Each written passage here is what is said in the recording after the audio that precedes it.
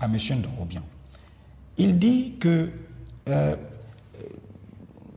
on ne devrait pas faire application, parce que c'est son argument mâchu, de nos textes, parce qu'il s'agirait, nous serions dans une situation dite exceptionnelle. Mais je voudrais dire au plus grand juriste que la Terre ait jamais porté, parce que c'est lui le plus grand juriste que la Terre ait jamais porté, il se surestime trop et il manque d'humilité. Quelle indignité! Lequel des deux? Parce qu'à ma connaissance, les deux sont juristes. Quelle indignité, cher monsieur Leka, quelle indignité! Quelle ignominie! Vous savez, je ne savais pas que pour lui,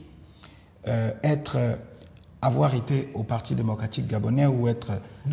Nos téléspectateurs aimeraient savoir à qui vous vous adressez. À M. Ndorobian d'abord. D'abord. Okay. Et ensuite à M. Ondo et Sono. Très bien. Voilà un monsieur qui fait preuve d'indignité, qui a travaillé pour la première fois de sa vie dans notre pays grâce à Omar Bongo.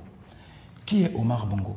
Omar Bongo, c'est le père du Parti démocratique gabonais. C'est le premier des PDGistes.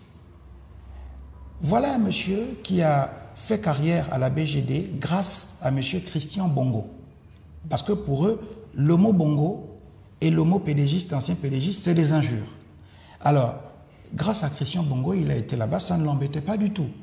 Voilà un monsieur dont la femme, qui n'a rien à voir avec cette affaire et qui est une femme par ailleurs, une dame par ailleurs fort respectable, est une pédégiste de longue date, son épouse, avec laquelle il vit, dont il partage la couche, qui est pédégiste depuis fort longtemps, qui a déjà fait 2 mandats de sénatrice PDG,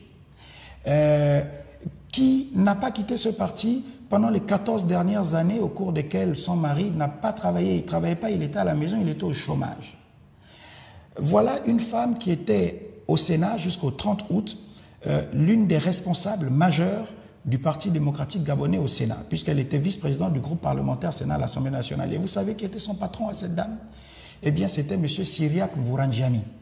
Cyriaque Mvourandiami, auquel M. Ndorobian n'a pas manqué d'adresser des diatribes que je ne prononcerai pas ici, qui sont absolument inacceptables. Restons sur réagir. Je veux dire, dans la journée du samedi 26 octobre dernier, je veux dire que les points de discorde ont atteint leur sommet puisque M. Ndorobian a été interdit d'accès au siège du parti et les forces de l'ordre ont dû intervenir. N'est-ce pas ce type de spectacle, parfois qu'on peut qualifier de désolant, qui dégoûte les Gabonais de la politique? Je vais vous répondre. Simplement, je voudrais terminer avec ce que j'avais envisagé. Les pédégistes, c'est pas bien. Les bongos, c'est pas bien. C'est injurieux, c'est une infamie. Simplement, lors de sa dernière sortie en Kembo, il a cru devoir s'entourer du Gotha pédégiste du coin, de la province, originaire donc de l'estuaire, du Gotha pédégiste fan originaire de l'estuaire, de ce cénacle-là, pour donner de la contenance à sa sortie. Il y avait parmi ces gens-là des pédégistes de haut vol, de pied en cap, comme par exemple M. Yegendon. Ça ne l'a pas embêté d'avoir M. Yegendon parmi les invités prestigieux de sa sortie, ce d'autant que M. Yegendon, vous savez, il avait démissionné de ce parti. Après mûre réflexion, je pense, il est revenu au PDG. Et d'ailleurs, il n'avait pas manqué de dire « dorénavant, vous m'appellerez camarade ». Et je finirai là-dessus en précisant que M. Ndorobian est président d'une commission pour le oui. Il a été nommé à ce poste-là. La commission provinciale de l'estuaire pour le oui, qui est truffée d'infâmes pédégistes. Comment va-t-il faire pour se retrouver là-dedans? Lui qui a une horreur des pédégistes et des anciens pédégistes.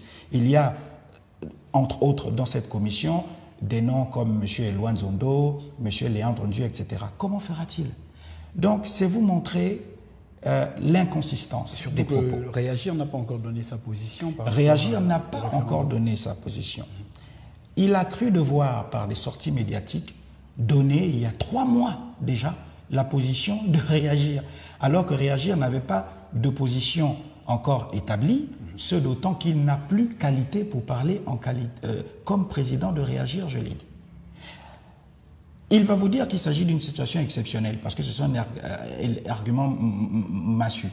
En réalité, il s'agit là d'un argutie, parce que la situation exceptionnelle qu'il excipe concerne le pays, les institutions de la République, parce que le coup d'État qui est intervenu a mis à plat les institutions de la République, les pouvoirs publics, le gouvernement, le Parlement, etc. Ça ne concerne pas un coup d'État, que je sache, des entités qui dépendent d'une loi ordinaire sur les associations, les partis politiques. Mais pas du tout. Donc, son interprétation juridique, là, est totalement erronée.